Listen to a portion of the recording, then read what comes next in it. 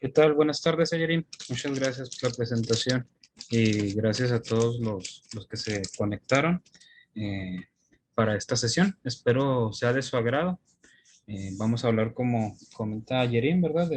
De cálculo, de aplicaciones de control de movimiento principalmente, y el día de hoy pues vamos a irnos con lo de precálculo, algo básico ya para la siguiente semana, pues tener ahora sí los conocimientos para ya hacer un cálculo completo. Pues si están de acuerdo, pues iniciamos. Y primeramente, pues me gustaría eh, presentarles la agenda que vamos a llevar el día de hoy. Vamos a hablar primeramente de conceptos básicos, ahora sí y van a ser básicos a tal grado de que ya los conocemos, algunos lo vimos en carrera, incluso antes de la carrera, pero pues vamos a hacer un resumen o más que nada un recordatorio, ¿verdad? Aquellos conceptos que muchas veces ya no usamos y pues en aplicaciones de control de movimiento sí va a ser requerido aplicarlos. Después de eso vamos a hablar un poco del reductor de velocidad, cuál es su función dentro de un sistema de control de movimiento y cómo trata ahora sí la masa, la inercia de nuestro sistema. Igual, un actor lineal de banda, algo que es muy común en control de movimiento es usar este tipo de actuadores. Vamos a ver también su función y de igual manera cómo es que eh, ahora sí que maneja la masa que está sobre él y cómo la transforma, ¿verdad? En inercia. Ok. Y también el actuador lineal de tornillo sin fin, también bastante común en aplicaciones de control de movimiento. Voy a usar estos dos tipos que son de los principales que usamos. Y por último, vamos a hacer un cálculo de un actuador lineal. Y hasta ahí, ¿verdad? Nada más del puro actuador. La siguiente semana vamos ahora sí a seleccionar lo que viene siendo el reductor, si es que es necesario, el servomotor, ya basándonos ahora sí los puntos importantes para la selección y cálculo del, del sistema. Perfecto, entonces pues nos vamos primeramente con los conceptos en control de movimiento. Si se fijan, pues vamos a partir desde lo más básico. Control de movimiento, nosotros regularmente lo usamos para controlar una variable que es la de posición, distancia, ¿verdad? En este caso, nosotros tenemos la carga, 5 milímetros, 5 metros, 5, ahora sí que las unidades que ustedes buscan, ¿verdad? Cuando se refiere a una aplicación lineal. Si se refiere a una aplicación rotativa, pues regularmente usamos quiero que dé 5 vueltas, quiero que se mueva 30 grados, quiero que se mueva un cuarto de vuelta, dependiendo de la aplicación también. Cuando son aplicaciones rotativas, usamos esos términos, ¿no? Que son grados, vueltas, revoluciones, pero para realizar un cálculo lo más conveniente es usar radian, ¿verdad? Entonces en sí, para nosotros controlar el movimiento van a ser principalmente estos dos, lo que viene siendo metro y radian. Igual, podemos usar cualquier unidad que ustedes requieran, ¿verdad? Eh, Usamos estas porque en el momento de las fórmulas son las que mejor se acomodan para que nos dé ahora sí que eliminación, ahorita lo vemos más adelante. Pero igual podemos manejar pulgadas, podemos manejar yardas, millas, lo que ustedes gusten. De ahí, una vez que tenemos distancias, si nosotros queremos mover de un punto a otro punto, no hay manera de hacerlo más que mover esa carga de ese punto al otro punto. Pero para moverlo, pues tenemos que tener cierta velocidad. Si no tenemos velocidad, no va a poder moverse ese objeto. La velocidad, que es, en términos generales, es el cambio de distancia entre el tiempo. ¿Sí? Si nosotros lo que queremos mover es este punto hacia este punto, nosotros tenemos primeramente que partir de velocidad cero a, a una velocidad constante que vendría siendo aquí. Luego una velocidad constante estar un rato y de nuevo llegar a velocidad cero. En ese trayecto, bueno, perdón, una vez que realizamos este perfil trapezoidal, lo que vamos a hacer es movernos de este punto a este punto, ¿sí? Pero como todo, tenemos que empezar a movernos, ¿sí? Esta gráfica es una gráfica de velocidad contra tiempo. Acá no viene qué es el eje X es tiempo y el eje Y es velocidad. Entonces nosotros para poder llegar a esa distancia tenemos que mover nuestro objeto, tenemos que tener alguna velocidad. ¿Sí? Las unidades regularmente usadas son metro por segundo, pero pues también podemos usar, ahora sí que pulgadas, yardas, milímetros, centímetros. Regularmente la unidad del tiempo va a ser segundos, esa sí es la más común, ¿verdad? Igual lo podemos también poner perdón, en minutos, horas, pero cuando es una aplicación rotativa, procuramos usar radian sobre segundo. Igual también puede ser grados por segundo, revoluciones por minuto. ¿Sí? Igual nosotros para llegar a una velocidad tenemos que tener una aceleración. ¿Qué es la aceleración? El cambio de velocidad sobre tiempo. Aquí hay un error en esa parte. En vez de distancia es tiempo. Perdón, en vez de distancia es velocidad. El cambio de velocidad sobre tiempo, es decir, si nosotros estamos en el reposo en velocidad cero, para nosotros llegar a una velocidad de 1.5 requerimos de acelerarlo primeramente, ¿verdad? La aceleración que tenemos aquí es en un poco más de 0.3 segundos.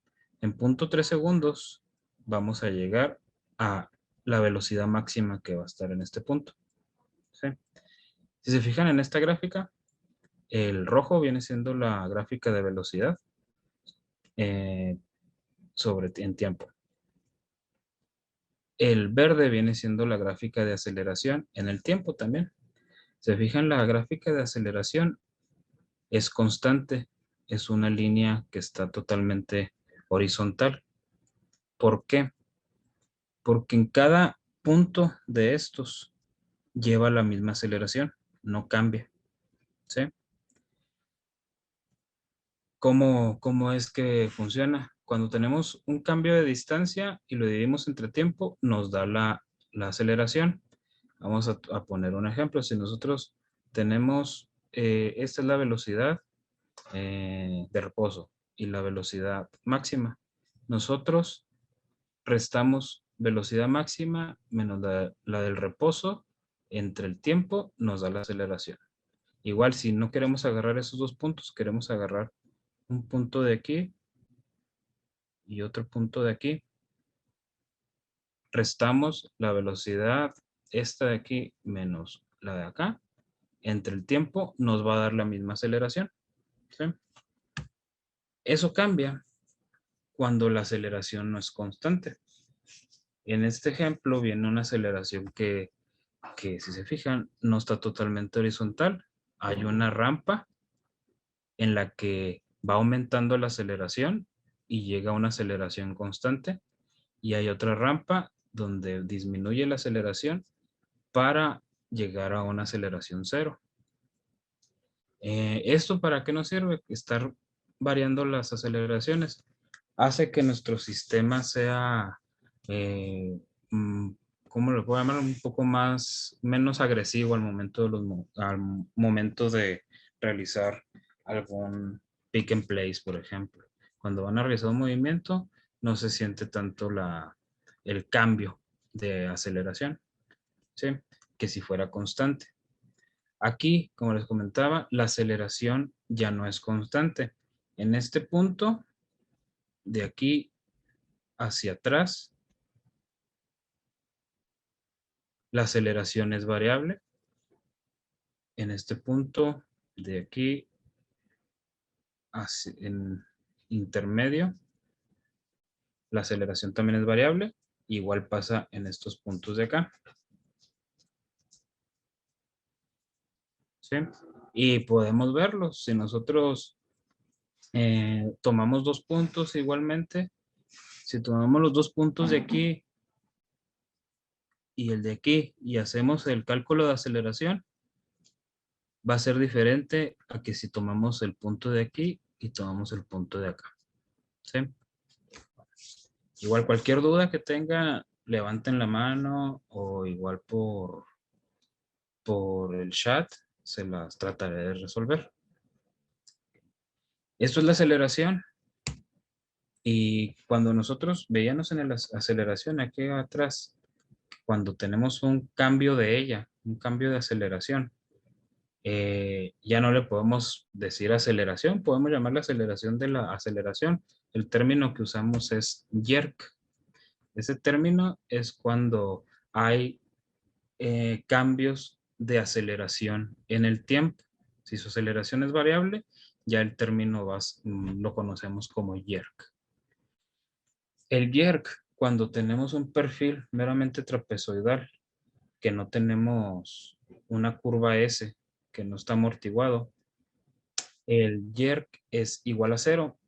Aquí, la gráfica de jerk viene siendo este color de aquí, que parece como café, pero no se aprecia ya que está aquí en el fondo. Viene siendo 0. ¿Sí? Vendría siendo esta línea que tenemos acá abajo. Pero cuando sí tenemos aceleración variable o tenemos esta curva S que así se le conoce también de esa manera, sí vamos a tener jerk. Si se fijan, el jerk ya se puso en esta parte de aquí arriba. Mientras estamos cambiando la aceleración, que es la verde, el jerk es constante. En cuanto llegamos a una aceleración constante, el jerk se vuelve 0. Igualmente, cuando empezamos a decrementar la aceleración, el jerk es constante, negativo. Y en cuanto ya llegamos a aceleración constante y 0, el jerk también se vuelve 0. Es así como funciona el jerk, ¿verdad? Entre nosotros, si nosotros queremos hacer más amortiguado esta curva S, nosotros vamos a tener ahora sí un jerk mayor. Las unidades son metro sobre segundo al cubo, radian sobre segundo al cubo. ¿Sí? Cualquier duda, igual ahí me interrumpen sin problema, levantan la mano para que Ayerin nos ayude con habilitar el micrófono. Ok. Esos conceptos son los principios ahora sí, para poder nosotros ya al final lograr el cálculo de un sistema de control de movimiento. Otro concepto bastante básico es el de masa. Pues es la cantidad de materia que tiene un objeto. Igual pues no confundirlo con lo que viene siendo peso, ¿verdad? Eso sí ya conocemos bien la diferencia entre masa y peso, que es el siguiente concepto. El peso, ahora sí, es cuando nosotros tenemos cierta masa, y en este caso que estamos aquí en la Tierra, estamos siempre bajo una gravedad, que es una aceleración de 9.82 metros sobre un segundo al cuadrado. El peso de esa masa a la aceleración de la gravedad, ¿sí? Es la cantidad de materia acelerada, ese viene siendo el peso. Se podrían decir que es lo mismo que fuerza, sí, pero la fuerza es cuando no estamos acelerados a la gravedad, sino que usamos otro tipo de aceleración, usamos otro dispositivo para acelerar esta masa. Por ejemplo, en este caso, la gravedad simplemente es nada más es hacia abajo, ¿verdad? Pero si nosotros movemos un objeto, ya sea en un sentido horizontal, izquierda-derecha, Si nosotros conocemos la aceleración y lo multiplicamos por la masa de ese objeto, esa es la fuerza que va a estar otorgando. ¿Sí? Las unidades regularmente son Newton, que viene siendo kilogramo metro sobre segundo al cuadrado, o también lo podemos llegar a encontrar como libras fuerza, como kilogramo fuerza también, de esas maneras, pero el correcto, el más usado, es el Newton. La inercia, debido a que gran parte de las aplicaciones de control de movimiento son con servomotores rotativos. Aquí entra pues un concepto bastante principal, que es el de inercia. Este concepto de inercia podríamos decir que es el homólogo de la masa en aplicaciones lineales, ¿sí? Pero nosotros cuando tenemos una masa y la giramos sobre un eje de esa masa, es cuando producimos la inercia, ¿sí? La fórmula de inercia, masa por radio al cuadrado. Esa es, podría decirlo, entre comillas, ¿verdad? Existen varias fórmulas dependiendo de la forma del objeto, pero podríamos ahora sí que conceptualmente referirnos a esta fórmula. Y, y las unidades que tenemos en inercia son kilogramo metro cuadrado. Es bastante usado, y pues ya en el sistema inglés podríamos también encontrarnos con libra pulgada cuadrada. Torque. Ese torque, pues muchas veces nosotros lo llegamos a ver en los servomotores del torque que tiene nuestro servomotor. Pero en sí, el torque es una fuerza aplicada a una distancia del eje de giro de nuestro objeto. Nuestro objeto vendría siendo esta tuerca. El eje de giro de la tuerca vendría siendo el centro, ¿sí? Si nosotros le damos una fuerza en ese sentido de 1 Newton a una distancia de 1 metro, en sí el torque que yo le estoy dando a esta tuerca vendría siendo de 1 Newton metro, ¿sí? Esa aplicando la fórmula de fuerza por distancia. Pero igual, si nosotros poseemos la información de cuál es la inercia de todo la parte mecánica, y conocemos la aceleración angular, la hacemos también la multiplicación y nos debe dar el mismo resultado, ¿sí? Las unidades que usamos en torque, Newton metro regularmente, pero también podemos encontrarnos que el sistema inglés, libra pulgada. Y igual, todos sus subs también, ¿verdad? Nos podemos encontrar en, en las unidades.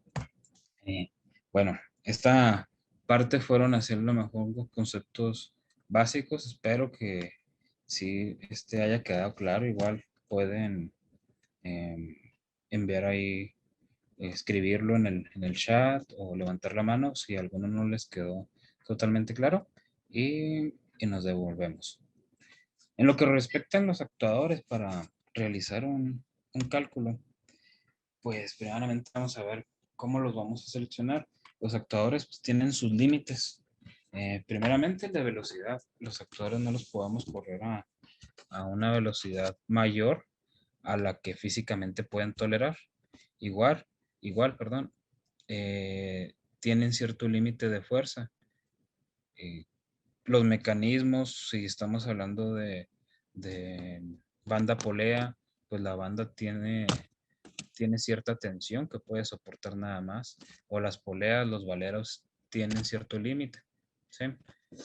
Igual, los momentos también es bastante importante, ya que Si nosotros ponemos un objeto de dimensiones muy grandes o que su centro de gravedad está localizado muy lejos del centro de gravedad de nuestro actuador, pues va a ser muy probable que se dañe. Entonces, para seleccionar los actuadores, hay que tener bastante cuidado con eso. Aquí igual, velocidad, vamos a suponer nuestro actuador tiene un límite de velocidad que va a ser de, no sé, a lo mejor 1.2. Este no lo debemos de rebasar. Entonces, cuando nuestra aplicación está acelerando para llegar a una velocidad, si supera este punto, es posible que nuestro actuador se dañe, ¿sí? Entonces, nosotros debemos de cuidar mucho de que nunca supere ahora sí, esta velocidad. ¿Cómo lo hacemos? Una vez que ya platicamos o ustedes platican con su cliente, nosotros platicamos con ustedes sobre la aplicación. Lo que hacemos regularmente es preguntar, oye, en tu aplicación, ¿cómo va a ser el funcionamiento? ¿Cómo se va a mover la carga? Eh, ya nos dicen, ¿sabes qué? Pues yo necesito que mi actuador pues se mueva de un punto A, que va a estar aquí, a un punto B, y la distancia son 100 milímetros, ¿sí? Y también nos dicen, requiero que el tiempo que recorra entre A y B sea de 1 segundo, ¿sí? Ya conociendo esa información, nosotros podemos hacer un perfil común de trapezoidal de 1/3. ¿Qué quiere decir? Pues trapezoidal, si se fijan, pues tiene la figura de un trapecio. Y de 1/3 quiere decir que 1/3 del tiempo lo voy a usar en acelerar, otro tercio del tiempo lo voy a usar en velocidad constante y por último lo que me queda lo uso en desacelerar, ¿sí? De esta manera pues cumplimos. Vamos a decir, en 1 segundo pues ya llego a los 100 centímetros, 100 milímetros por favor. Perdón. Pero hay algo que no cumplimos, ¿sabes qué? Está superando la velocidad máxima. ¿Ok? Entonces una forma de hacerlo es acelerar a lo mejor un poco en menos tiempo y quedarnos a una velocidad constante más tiempo, pero menor a lo que puede tolerar el actuador. Y por último es acelerar. Igual, y esto se revisa, ver si es posible que la aplicación funcione con este perfil de movimiento, ¿sí? Bueno, hay que jugar con esas partes y cuidar mucho lo de la velocidad, tanto en el actuador, ahorita hablando del actuador, pero igual nos pasa en el reductor y en el servomotor.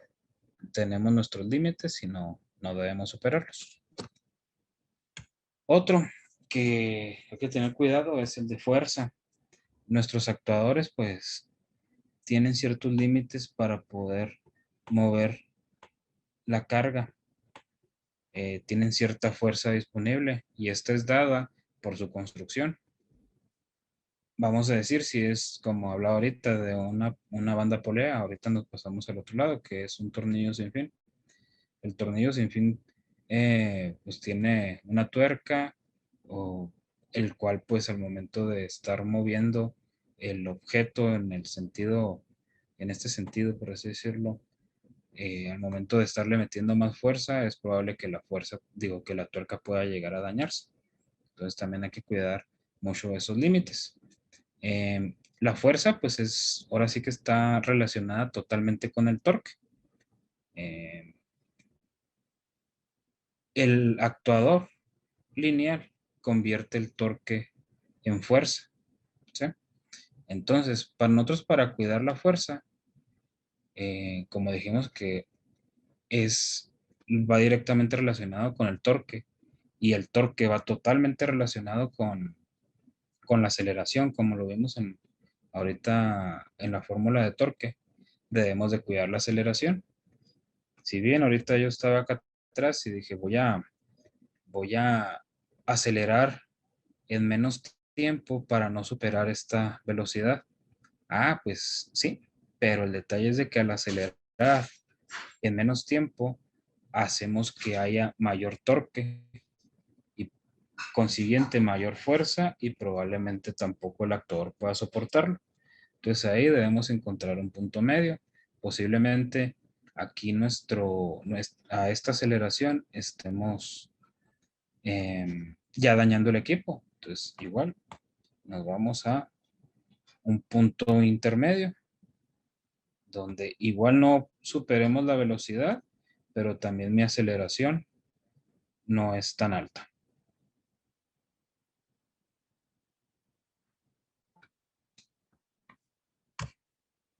De esa manera, pues ya cuidamos los dos. Velocidad, fuerza, ya estamos en eh, ahora sí en los límites permitidos por el actuador. Otro que hay que tomar en cuenta son los momentos. Si bien bueno, cuando nosotros tenemos un objeto que está sobre nuestro actuador, vamos a dibujarlo aquí. Ese objeto coincidentemente tiene las mismas dimensiones que el carrier de nuestro actuador. Y vamos a decir que es un cubo totalmente. Y es totalmente de acero. O sea, no es hueco, no está, no tiene no lo sé, a lo mejor no tiene un brazo que sale de este lado. Totalmente sólido, de acero. Es un cubo totalmente. El centro de gravedad de este cubo, cuando es totalmente sólido y es totalmente de acero, va a estar justamente en el centro del cubo, que va a ser a lo mejor un punto aquí en medio. Un poco arriba en el sentido Z, pero en el sentido y en el sentido X va a estar en cero. Cuando lo tenemos de esa manera, eh, el momento que tenemos, vamos a decirlo, en y el momento que tenemos en X es ahora sí que cero, ya que el centro de gravedad se encuentra en este punto. ¿Sí? Eso cuida bastante nuestro actuador, pero si nos encontramos con un objeto que tiene una saliente hacia este lado, nuestro centro de gravedad ya no va a ser este punto. Vamos a decir, el software que usan para diseño lo calculó que está más o menos por aquí. En, en X va a estar a lo mejor, no sé, 5 pulgadas. El hecho de que esté, vamos a decirlo, en este lado, a una distancia de 5 pulgadas, va a hacer que tengamos un momento. Vamos a tener una fuerza en este punto a una distancia de 5 pulgadas. Lo que va a hacer es que tengamos un momento en X, en este de aquí, que vendría siendo un torque. Y muchas veces el actuador no lo va a soportar. Aquí, ¿cómo es que hacemos para que nuestro actuador lo soporte? O una de dos, o ponemos un actuador más grande, ponemos guías externas para que soporten la carga, las guías externas y no el actuador. O tendremos que, eh, ahora sí que fabricar una, lo que va aquí arriba, la carga, que es acomodarla de forma diferente, ¿verdad? Eh, ya depende del diseño, pero son ahora sí que para seleccionar el actuador, puntos que tomar en cuenta, ¿verdad? Eh, en lo que respecta al actuador banda, ya teniendo en cuenta estos tres puntos que vimos anteriormente, eh, lo vamos a usar tanto para cualquier actuador de banda o de tornillos, en fin, pero ya en particular para cada uno de ellos, son diferentes los puntos que hay que tener en cuenta. En el actuador banda, primeramente vamos a conocer sus partes principales. Tenemos aquí nuestra polea motriz. Nuestra polea motriz es donde nosotros vamos a colocar nuestro servomotor y el reductor. Va a estar de este lado. Tenemos nuestro carrier, que vendría siendo donde vamos a poner nuestra carga. Aquí es donde ponemos nuestra carga. Y tenemos nuestra polea conducida. Aquí no hay ningún servomotor, no hay ningún reductor, simplemente es un valero, el cual para reducir la fricción que pueda haber. Y por último tenemos la banda, que está alrededor de las poleas. Y cuando movemos nosotros nuestra polea en un sentido, esta también se mueve en el mismo sentido. En la polea hay una parte principal, o más bien un dato importante de una polea, que es el diámetro primitivo. Ese diámetro primitivo nos da la distancia lineal que va a recorrer nuestra carga con una revolución de nuestra polea. Es así cuando nosotros le ponemos aquí nuestro servomotor y le damos una revolución, la carga que está aquí se va a mover cierta distancia. Y pues si bien recuerdan, lo único que tenemos que hacer es multiplicar el diámetro primitivo por pi y nos va a dar la distancia lineal. ¿Sí? Bueno, aquí se ejemplifica. Nosotros tenemos un diámetro de la polea de 1.27 pulgadas. Si nosotros lo multiplicamos por pi, nos va a dar los 3.9898 pulgadas. Igual aquí viene, al inicio de este Jeep, viene que tiene un diámetro de 1.27 pulgadas y se va a ir desenredando hasta llegar hasta los 4 pulgadas. Es así como nosotros, a partir del movimiento lineal, podemos calcular cuántas revoluciones requiero para moverme determinada distancia lineal.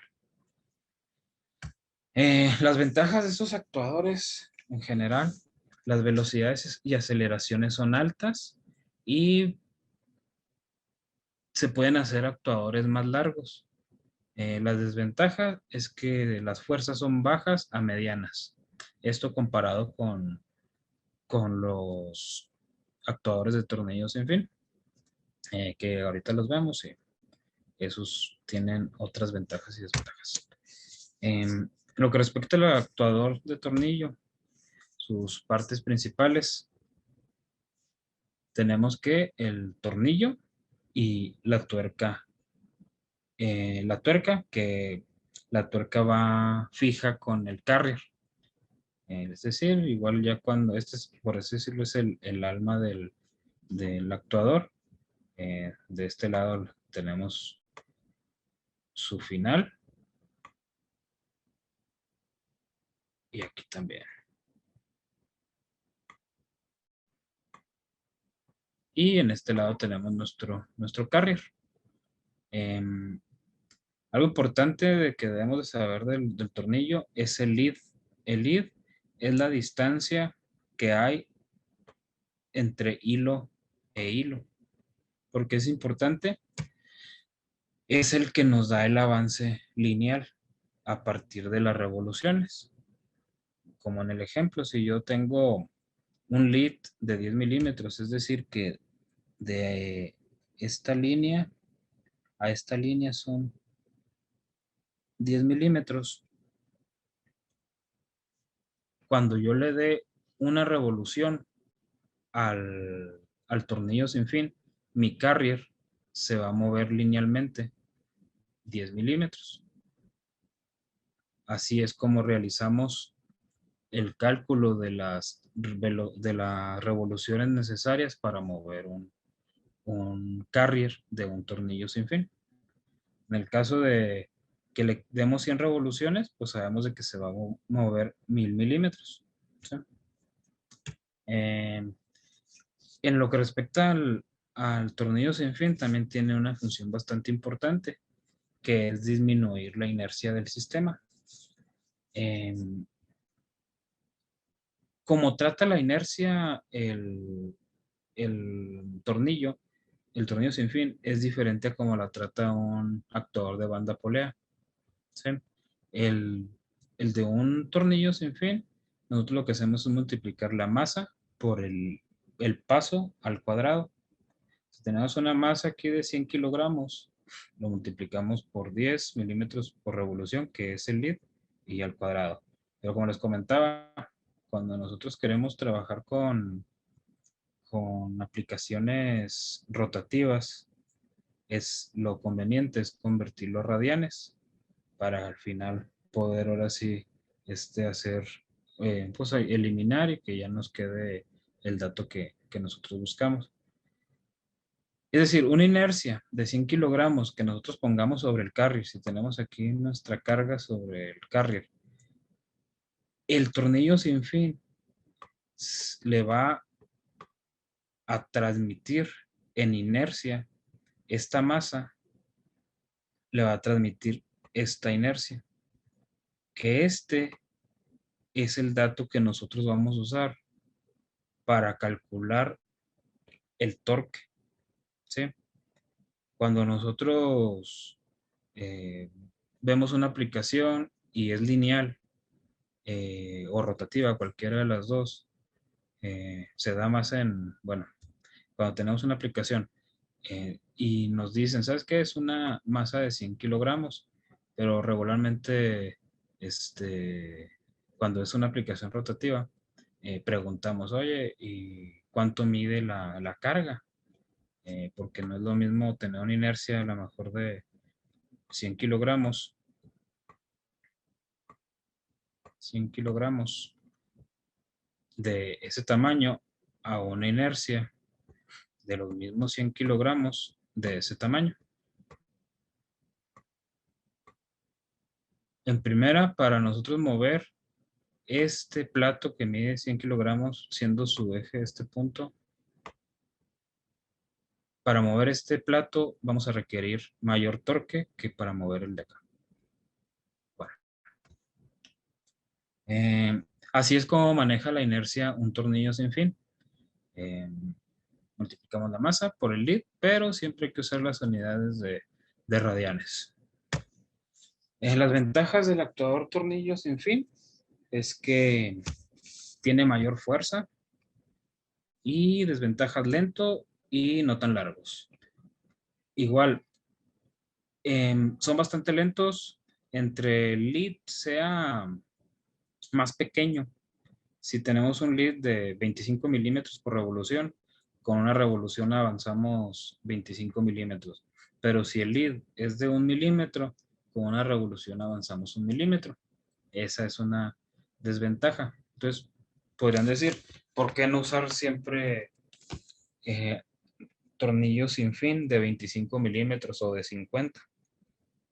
Porque al igual que nos ayuda en velocidad, nos perjudica en fuerza.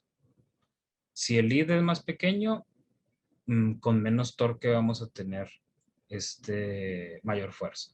¿Sí? Un lead de 1 milímetro y un lead de 10 milímetros. Si a ambos le ponemos un newton metro, el de un milímetro de lead va a dar mayor fuerza. No tan largos, debido a que pues, los tornillos se sujetan solamente, disculpen, solamente de 2 puntos de este y de este. Tiende a hacerse como una curva, ¿verdad? Cuando los tenemos de esa manera. Entonces, por eso no son tan largos. Sí se pueden hacer muy largos, de 3 metros si gustan, pero van a obtener un diámetro en el tornillo sin fin de 3, 4 pulgadas, lo que muchas veces lo va a hacer incosteable. Y la fabricación, bueno, va a ser incosteable debido al material que se va a usar y el maquinado de un tornillo de esos va a salir bastante caro. Em, con respecto a los reductores de velocidad,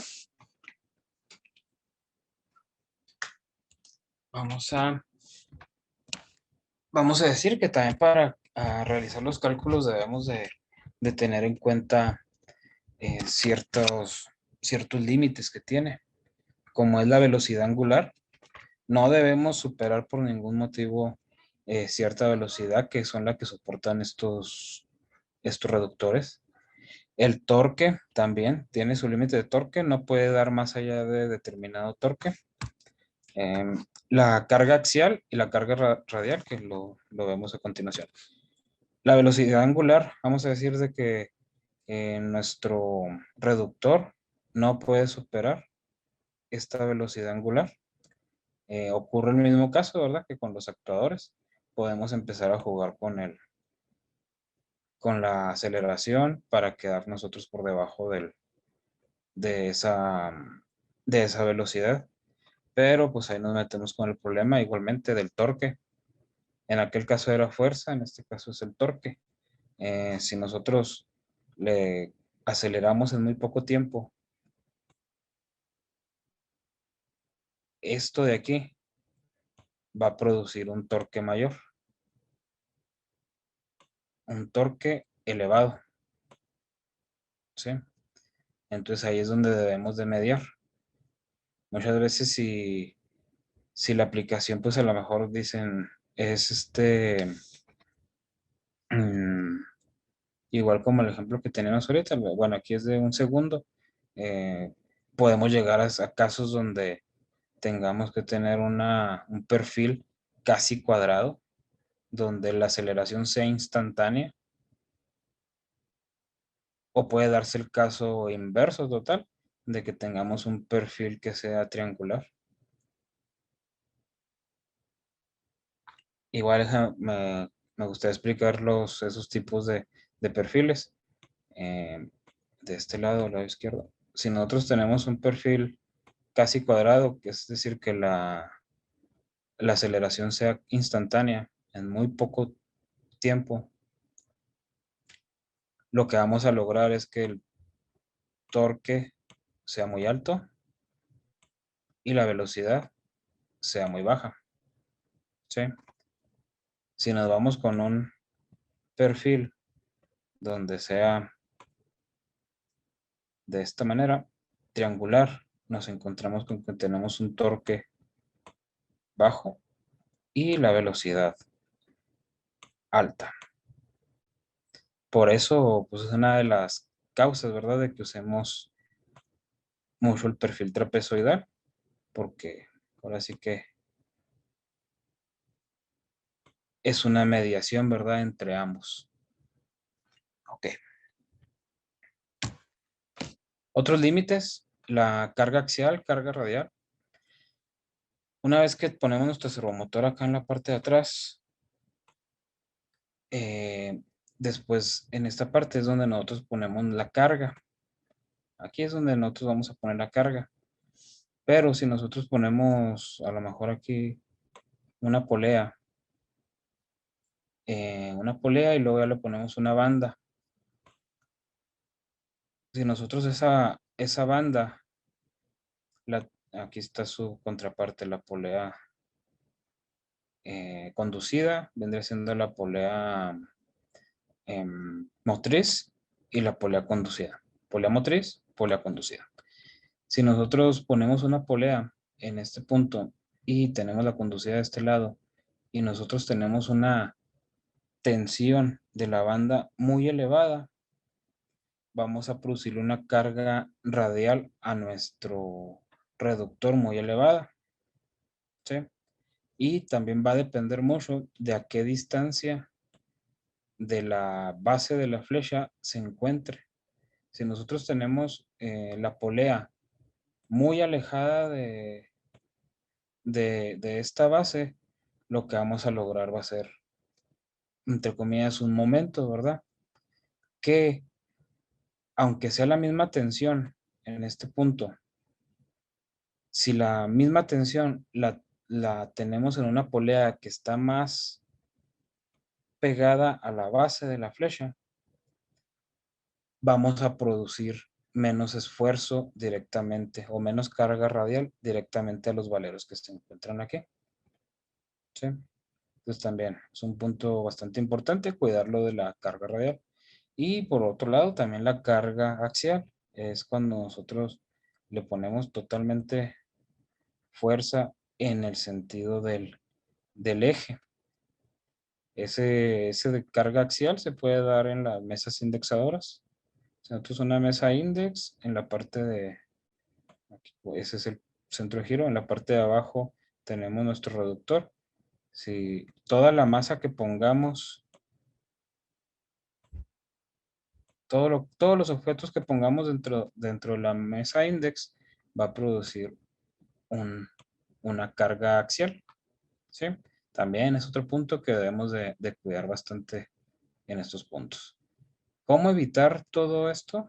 Igual si ponen después de la flecha un cople y después del cople ya una flecha, va una chumacera, si ya tienen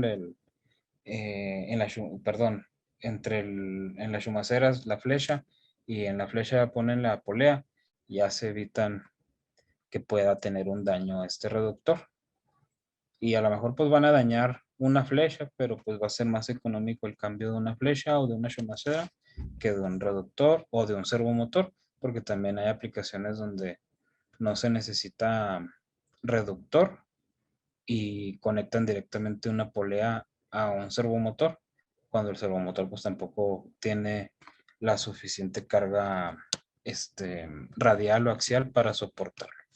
Bueno, esos puntos hay que tenerlos en cuenta, igual y todo eso se calcula, ¿verdad? Si tienen los datos, nosotros los podemos calcular. Cabe señalar en este punto de que el cálculo es directamente con fabricante. Nos apoyamos bastante eh, con las marcas que representamos, que viene siendo Nidec Shimpo, Tolomatic, CMC, con Rodwell, con todas esas marcas, ¿verdad? Eh, una función principal, que pues es la de reducción de velocidad, que muchas veces yo lo veo como desventaja, porque regularmente en la industria lo que queremos es mayor velocidad, ¿verdad? Queremos que todo salga más rápido, queremos más piezas por minuto, queremos que esté en menos tiempo. Entonces, el reducir la velocidad, pues es una desventaja, pero es algo que tenemos que hacer para poder obtener las siguientes dos funciones que vamos a hablar. Eh, Primeramente, ¿cuál es la relación que tiene de la velocidad de entrada contra la de salida? La velocidad de salida va a ser igual a la velocidad de entrada entre la relación de los engranes internos, ¿sí? Este ejemplo pues tiene un ratio, una relación de 10:1, lo que significa que yo cuando le doy 10 revoluciones a la entrada, a la salida sale una revolución. Es la misma relación que en lo que respecta a velocidad. Cuando yo en la entrada ponga 10 revoluciones, 100 revoluciones, como en el ejemplo, lo divido entre 10, voy a obtener 10 revoluciones por minuto. 100 revoluciones en la entrada, 100 revoluciones por minuto en la entrada, 10 revoluciones por minuto en la salida. ¿Sí? Ahora sí, una función, aumentar el torque. El torque de la salida que vamos a tener de este lado va a ser igual al torque de entrada por la relación. Igual y este sería en un mundo perfecto. Y aquí hay que contemplar también un factor que es la eficiencia que tiene, que está en el orden de 0.97 aproximadamente. Entonces sería el torque de la salida. Si yo tengo un torque de 1 Newton metro en la entrada, lo multiplico por 10, voy a tener 10 a la salida. Bastante bueno en este aspecto. ¿Por qué? Si nosotros tenemos un servomotor bastante pequeñito, que alguno que nos encontremos por ahí, ¿verdad? Tenemos el servomotor, aquí está, pero pues es que está bien pequeño, trae 0.6 newton metro y pues yo requiero una aplicación de 6 newton metro. Ah, ok, pues le podemos poner un reductor de 20 a 1, ¿verdad? Para que me dé 12 newton metro. Sí, pues una función bastante buena, ¿no? La del reductor, de que nos va a incrementar el torque. Pero ¿a cambio de qué? Que me reduce la velocidad. Es ahí donde volvemos a nuestro perfil de movimiento. Si nosotros tenemos una relación de 10 a 1, con una relación de 10 a 1, aquí está mi límite de velocidad de mi servomotor, una relación de 10 a 1, ¿sabes qué? Ya estás por encima de los límites que nos dicen. Entonces, ¿qué tienes que hacer? Empezar a jugar con torques o empezar a jugar con la relación del reductor, porque si le pones una relación de 5 a 1, ya no vamos a superar esta línea que es nuestro límite, ya vamos a estarnos por debajo, ¿sí? Pero probablemente no tengamos el torque suficiente. Entonces ahora sí ahí es donde empezamos a jugar, donde empezamos a hacer cálculo primeramente con el de 5 a 1, el de 7 a 1, ver cuál es el que mejor se adecua a su aplicación, ¿verdad? Algo también bien importante del reductor es reducir la inercia, pero a diferencia de cómo aumenta el torque y cómo reduce la velocidad, que es directamente, ahora sí, en proporcional, si es de un reductor 10 a 1, pues lo multiplica 10 para obtener el torque. O lo divide entre 10 o lo divide por 10 para obtener la velocidad. Cuando hablamos de inercia, no, la inercia va a ser la inercia de la entrada, que en este caso es la que nos interesa. La inercia de la entrada, la que está aquí en el servomotor. Voy a dibujar otra vez un servomotor y un reductor. Entonces, la inercia que me interesa a mí es la que le hago ver a nuestro servomotor, la que está en este punto, ¿sí? Entonces, ¿cómo la calculamos? Con la inercia de la salida. La inercia de la salida viene siendo todo nuestro objeto que está en la flecha de nuestro reductor, ¿sí? Y lo dividimos entre la relación, pero al cuadrado. Entonces, si nosotros en la salida tenemos 100 kilogramos metro cuadrado, lo vamos a dividir entre 100. Vamos a hacerle pensar al servomotor que es de 1 kilogramo metro cuadrado, ¿sí? ¿Y por qué tan importante el reducir la inercia? Porque ya vimos, ¿verdad? La inercia, dependiendo de la inercia, va a ser el nivel de torque que necesitemos. Y eso en cuestiones para mover nuestra carga, para moverlo, para girarla, pero en cuestiones para controlarlo, también, si nosotros tenemos menor inercia, va a ser más sencillo de controlarlo.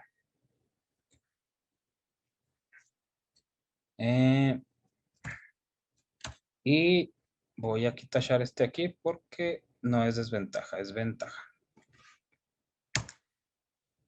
En este momento voy a hacer un ejercicio para seleccionar un actuador, nada más el actuador, y con ese nos vamos a quedar para la siguiente semana, seleccionar el reductor, servomotor e incluso hasta el drive, todo lo que conlleva el sistema de control de movimiento. Entonces voy a dejar de compartir pantalla un momento, no se vayan en lo que voy al otro lado. Eh,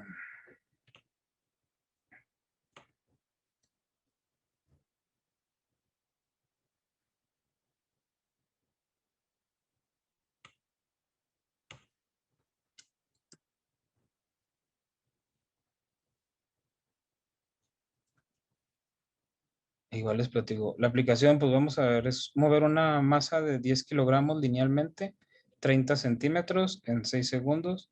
Regresa en los mismos 6 segundos, espera uno e inicia ciclo nuevo. Las dimensiones de la carga son de 10 centímetros por 10 centímetros por 10 centímetros. Y el centro de gravedad en centro de pieza. Igual y pues bastante conveniente, pero igual ya para cuando estemos ahorita en el sizing para seleccionar el actuador, eh, vemos qué puede pasar, ¿verdad?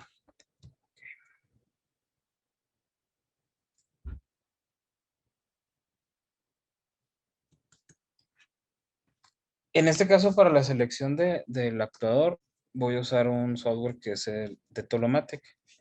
Em, Ese software es Tolomatic, nada más basta con entrar a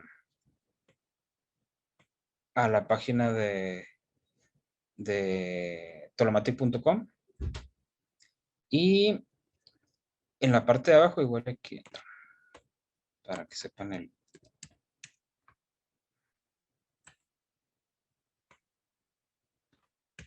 tolomatic.com. En esta parte entran a Actuator Sizing y yo ya estoy registrado. A ver si me pide de nuevo loguearme. No. Cuando no están logueados, pues nada más le va a pedir que ponga sus credenciales. Eh, no, ahora sí que solamente es requerido registrarse para poder entrar aquí. Entonces lo que vamos a hacer primero, eh, vamos a nombrar nuestro proyecto, ¿verdad? Y le pueden dar una descripción. Lo siguiente que me pide es de que si va a ser las unidades en métrico o inglés. Igual lo podemos dejar en inglés, no hay ningún problema. Y aquí en la, la carrera de nuestro actuador, vamos a decir que sea decía que era se va a mover linealmente 30 centímetros en 6 segundos. ¿Ok? Entonces vamos a cambiarlo, ¿verdad? Porque no hay ningún problema. Y le damos, listo.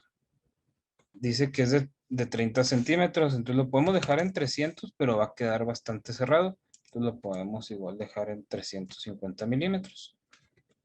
Aquí nos pide de que si vamos a usar un motor de Tolomatic o de otra marca. Si le pongo de otra marca, es de que vamos a usar uno de Allen Bradley, por ejemplo, que vamos a usar un reductor de Shimp. Nos dije del tipo de actuador, en este caso voy a usar uno que no tiene vástago.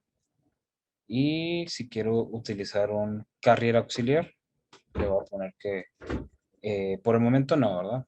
Ya debido a que la carga no es tan alta. El carrier auxiliar nos ayuda ahorita, el carrier auxiliar cuando tenemos momentos altos, vamos a decirlo de que o cargas muy altas, lo que podemos hacer es dividir esa carga en dos carriers. Es como si pusiéramos otro carrier aquí.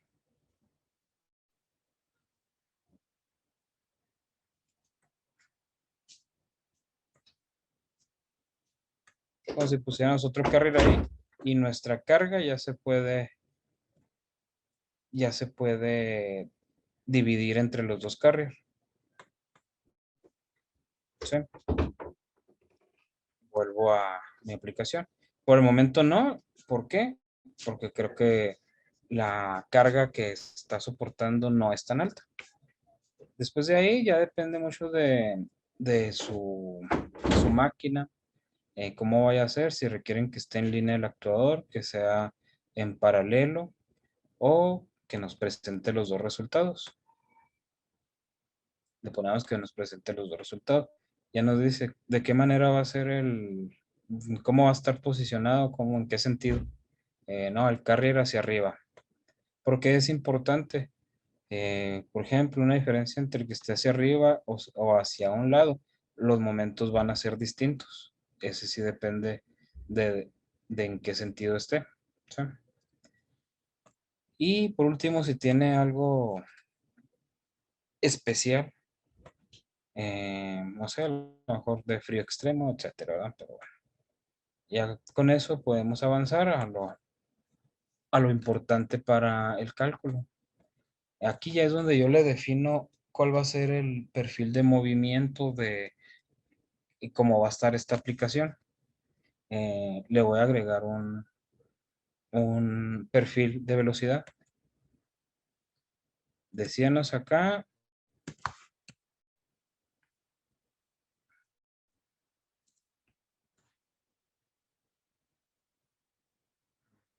¿sí?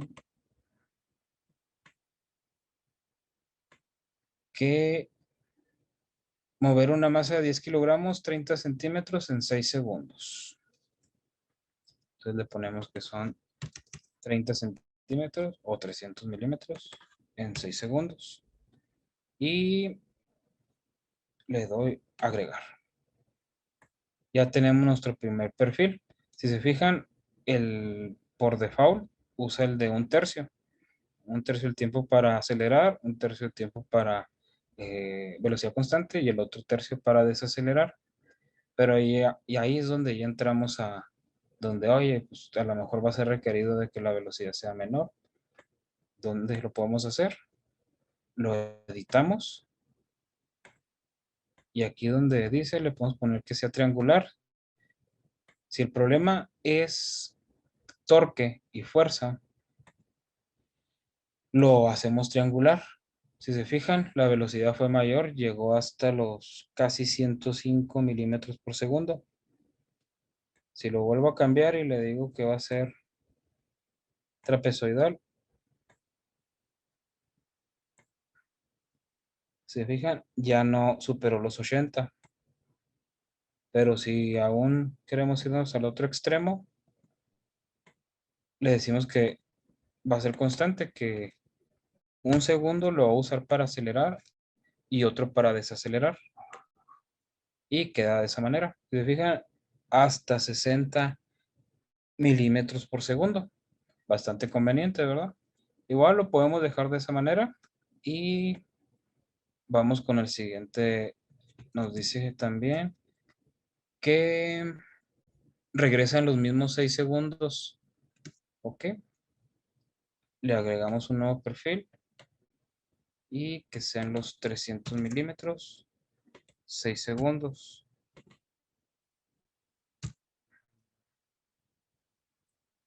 Pero en sentido contrario. Aquí lo ponemos 199.99 debido a que el llegar hasta cero, el software lo está. Ahora sí que trae ahí un bug todavía, ¿verdad? Entonces 299.99 es bastante cercano a 300 en reversa. Y lo agrego.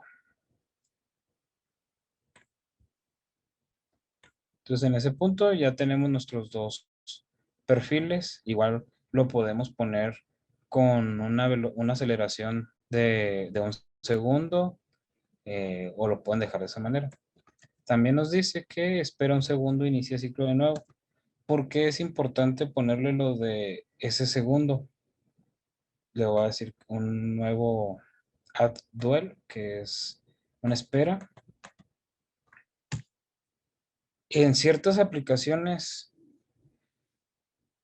esta espera resulta bastante importante, que si es 1 a que sea 5, puede ser la diferencia entre un actuador más económico o más caro. ¿Por qué? Este tiempo de espera es un tiempo que el actuador usa para el calor que obtuvo de los movimientos para disiparlo. ¿Sí? Cuando es un segundo, a lo mejor no le da suficiente tiempo para disipar esa temperatura, ese calor. Cuando son 5 segundos, sí le da tiempo. ¿Sí? Es bastante importante si su aplicación es a lo mejor muy demandante en cuestiones de velocidad, en cuestiones de torque, pero lo hace una vez cada minuto. Probablemente un actuador pequeño que que haga ese movimiento muy, muy veloz y con mucha fuerza, que lo haga, lo hace y va a descansar 55 segundos, a lo mejor con un actuador más pequeño se podría, que si solo le indicamos la velocidad tan alta y el torque tan alto y olvidamos decirle que va a descansar los 55, nos va a dar un actuador muy grande, ¿verdad? Después vamos a tener que indicarle cuál es la carga que vamos a estar moviendo. Vimos que era 10 kilogramos. Me pregunta que si lo va a cargar totalmente el actuador. ¿A qué se refiere que si lo va a cargar el actuador? Que si ustedes van a poner a lo mejor guías lineales, si van a poner ahí otro, este, otro equipo para estar soportando. En este caso no, el 100% lo va a soportar el actuador. Y me dice ahora sí, ¿cuál es el centro de gravedad? Habíamos visto que las dimensiones de la carga son de 10 centímetros por 10 centímetros por 10 centímetros. Y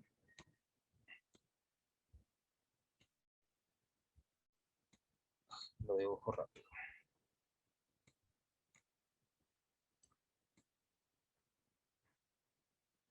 Entonces nuestro centro de gravedad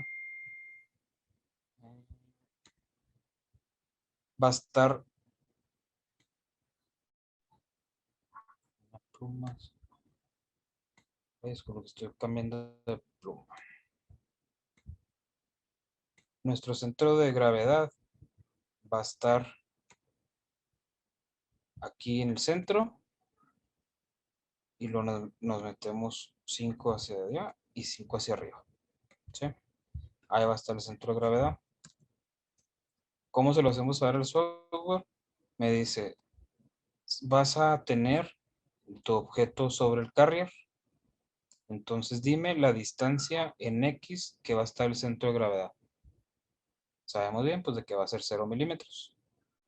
Lo que la distancia en Y también 0 milímetros. Pero aquí sí tenemos una distancia en Z. Si se fijan que viene haciendo ese hacia arriba y va a ser de 50 milímetros.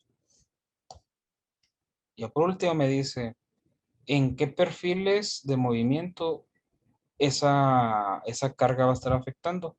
Para nuestro ejercicio va a ser en todos. Probablemente hay aplicaciones donde solo en algún movimiento va a, a tener la carga. Por ejemplo, cuando es un pick and place, el momento que se acerca a tomar la carga, pues va en vacío. Cuando la toma, ya tiene la carga. Entonces lo agregamos. Y por último, me pide si va a haber fuerzas adicionales. Eh, en esta aplicación no las hay, pero ocurre el caso en prensas. En prensas, pues aquí basta con ponerle el dado o la herramienta con la que van a presionar, pero aquí pues ya tienen que ponerle la fuerza requerida para hacer el prensado del objeto. Bueno, de este punto ya estamos completos, ya le podamos dar continuar. Y ya me dices, ¿sabes qué? De los actores que existen en Tolomate, ¿cuál es el que te agradaría? O igual pueden seleccionar todos y y ordenarlos al último por el más económico o diferentes tipos de filtros.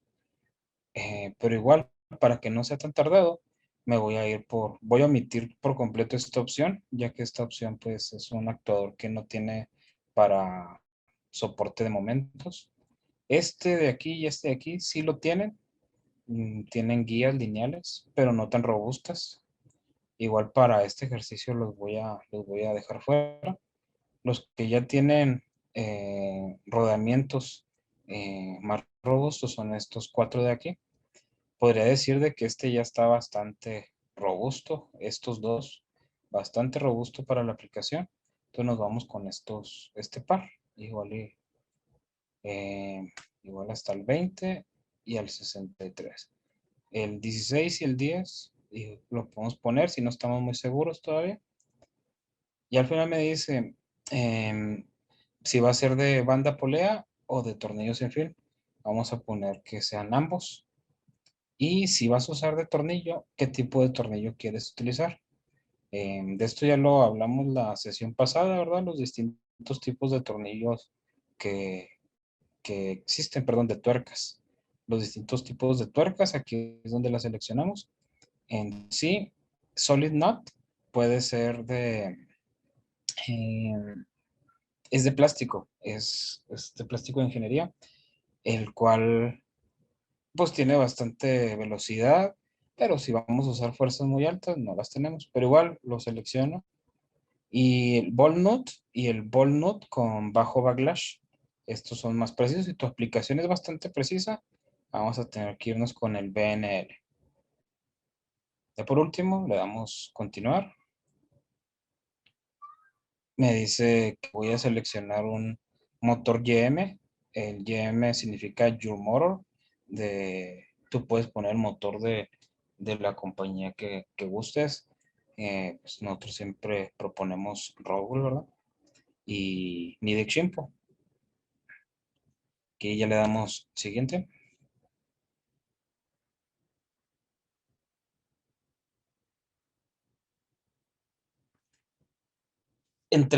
Ahorita en el paso anterior donde seleccionamos los actuadores y donde seleccionamos tipos de tuercas, entre más casillas le pongamos la palomita, va a ser más tardado el tiempo de respuesta del servidor de Telomatic. Entonces igual procurar acercar al software a los actuadores que ustedes crean que van a ser los mejores. En este caso, el orden fue por precio. Me dice, partiendo del uno, ¿verdad? De los actuadores que pueden con la aplicación, este es el más económico. De ahí se brinca a este que tiene un factor de 1.03, 1.12 y así sucesivamente. Igual, y me muestra, si le doy aquí en Not Matching Products,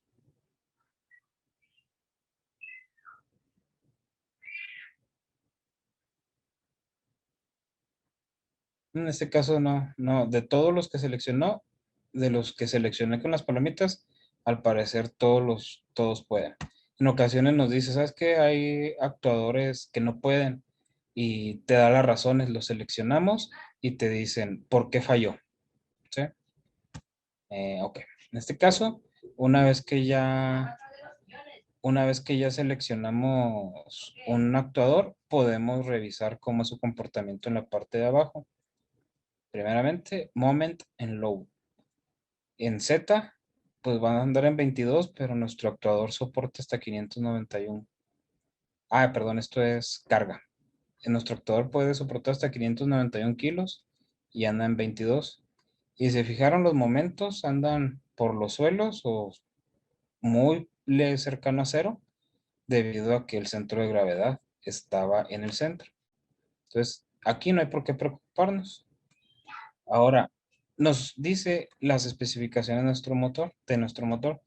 Nos dice, ¿sabes qué? Necesitas conseguirte un motor que tenga velocidad pico de 354, la RMS 238 y que tenga la inercia, eh, no que tenga ese valor, sino más bien nos dice cuál es la inercia reflejada. Entonces ya nosotros sabremos qué servomotor usar que tenga esa inercia o mayor, dependiendo. El torque pico, el torque RMS, si tiene un radio de reducción y un aproximado que sería un EMA 23. Ok. Aquí ya son directamente sobre nuestro actuador. Ok. Voy a seleccionar primero. Em, en esta gráfica, lo que nos dice es su límite que tiene el actuador. Em, Ahorita no lo está poniendo, ahorita lo actualizo para ver si lo agrega. Pero acá abajo podemos revisarlo. La aplicación, la máxima fuerza de la aplicación va a ser de 6 newtons. Y luego los RMS, la fuerza RMS 5.6. Y el que nos interesa, acá las velocidades. Eh, le doy. Voy a cerrarlo porque se está poniendo datos erróneos. Posiblemente porque está en métrico.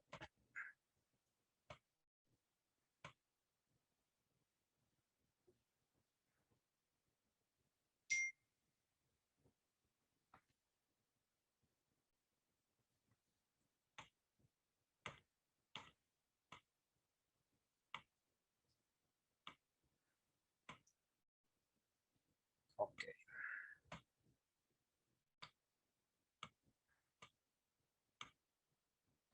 Va relacionado con usar el Solid Node. Bueno, ahora sí. En Screwbell Critical Speed, aquí ya podemos ver dónde va a estar trabajando nuestro actuador. Muy por debajo del máximo de nuestro actuador. Entonces, sí lo podemos trabajar. Luego, el stroke, entre más largo sea el actuador, menos velocidad puede manejar. ¿Sí? Y por último, la fuerza. Acá está nuestro actuador, muy por debajo, y nuestro límite anda acá arriba.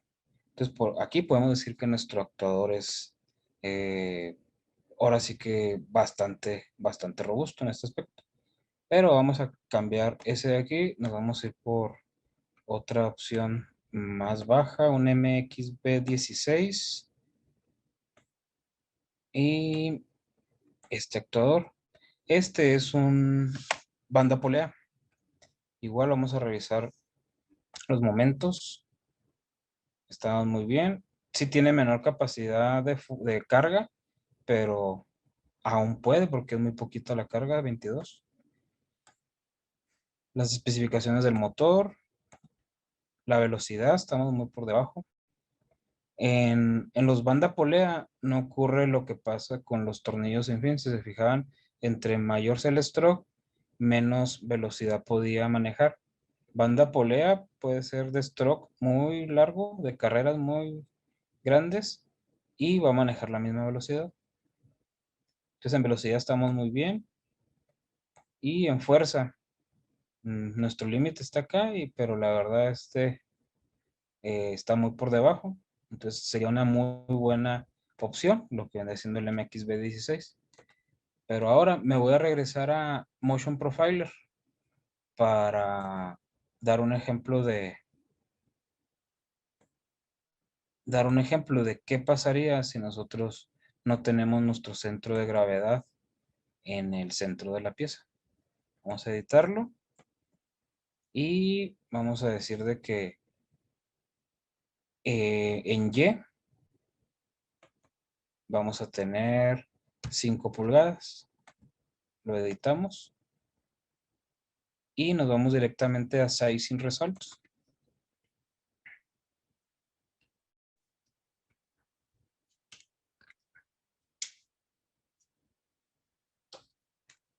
Voy a poner el mismo MXB16, que fue el último que vimos. Si se fijan, el MXB16 ya no es opción. Ya lo vamos a encontrar de este lado.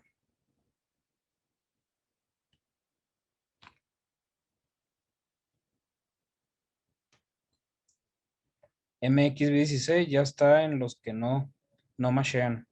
¿Por qué? Vamos a seleccionarlo y le damos ¿por qué falló? Me dice momento pase de Struckland. ¿Cuál fue el motivo por fallar? Aquí dice load factor. Falló la combinación entre carga y momento. 3 mayor que 1.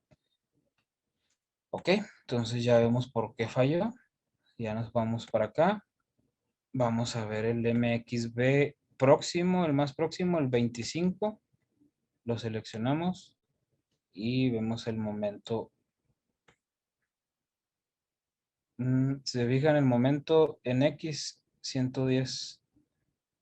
igual y para una aplicación muy robusta, a lo mejor no sería opción porque está muy próximo a los 126 que tolera el actuador. El actuador no va a fallar siempre y cuando no haya un cambio o que alguien agregue, o sí, un cambio. Si agregan, no sé, un poco más de masa, probablemente se mueva más. O si agregan un poco, el centro de gravedad se movió, va a ser más hacia afuera del actuador, pues también va a haber un problema. Entonces, si el MXB25 no basta, nos podemos ir al 32, de aquí, reviso los momentos y pues ya es mayor holgura. Ese para mí es una muy buena opción, estamos en muy buenos niveles.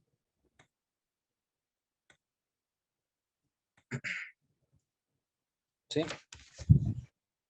¿Qué otra variable le podemos meter, verdad? De que vemos que aquí está en velocidad, está muy bien, en fuerza, perdón, velocidad está muy bien y el que vimos antes fue el de fuerza.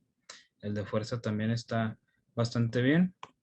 Si nosotros le metemos más ruido, nos vamos al Motion Profiler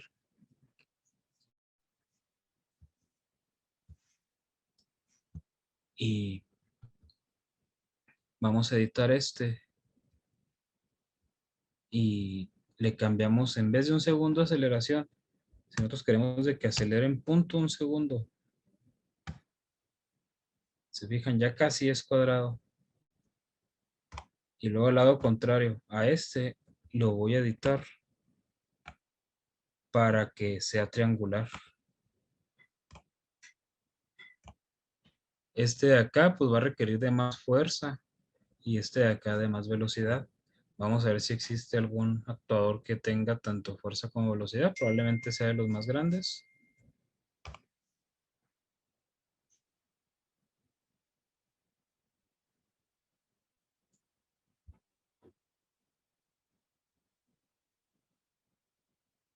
Ya que tengo los resultados.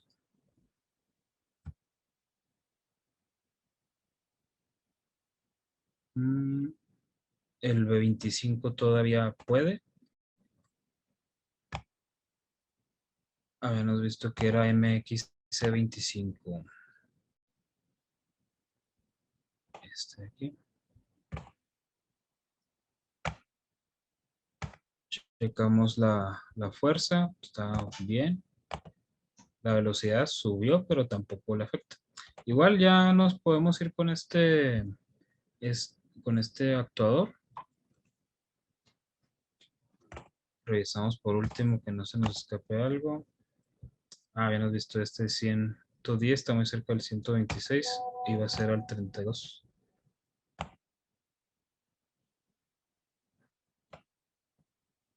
MX E32.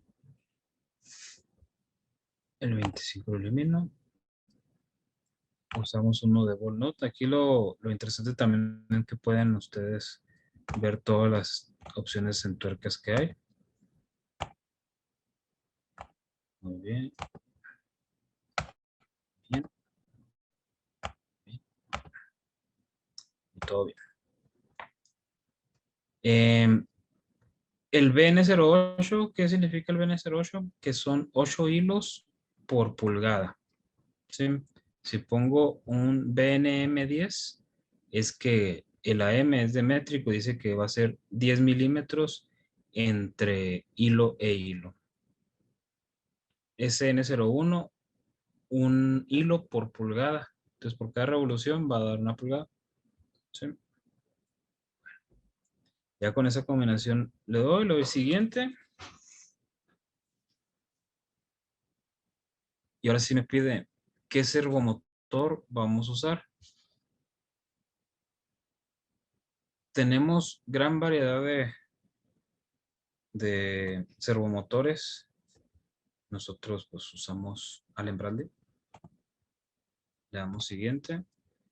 Y lo interesante de Tolomatic es que vienen también de todas las familias de servomotores, vienen la mayoría de los actuales. Ahorita uno de los actuales vendría siendo el VPL. Y una vez que nosotros ya sepamos qué servomotor es el indicado para nuestro actuador, ya lo podemos seleccionar también aquí. Le decimos que va a ser uno de tamaño 75.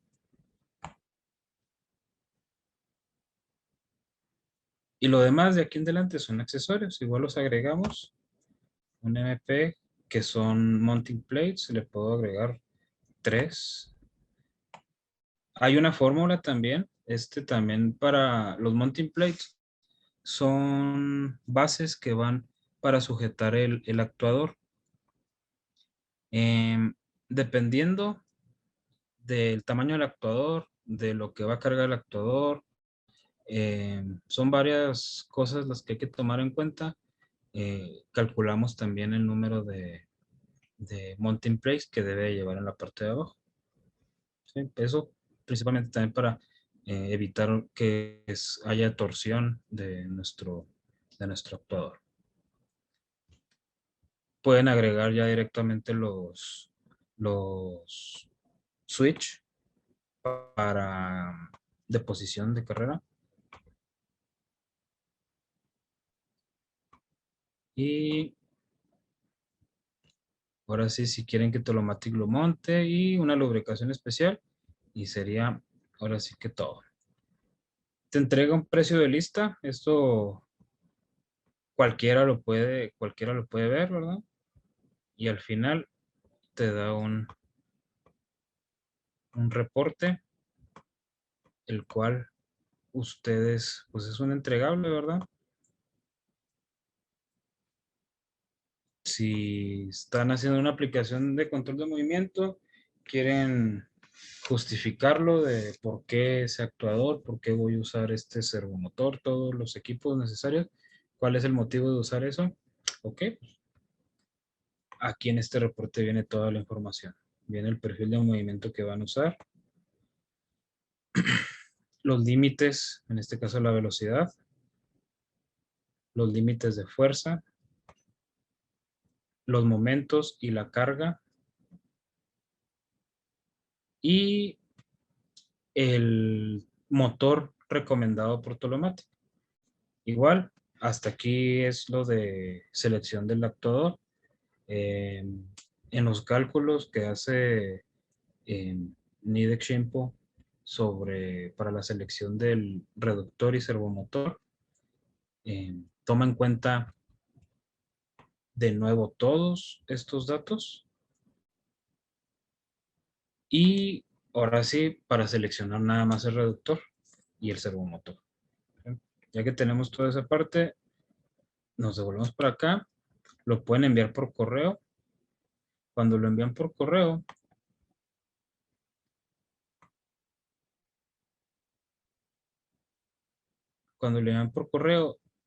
si ustedes lo piden así en esta parte, que les envíe un modelo del actuador, es decir, que les va a llegar por correo el sólido. En este caso yo lo tengo configurado como sólido, pero ustedes pueden, si quieren, perdón, como step. Pero si ustedes quieren, pueden bajarlo en algo más específico, como que sea para SolidWorks o para cualquiera de diseño mecánico. En este caso,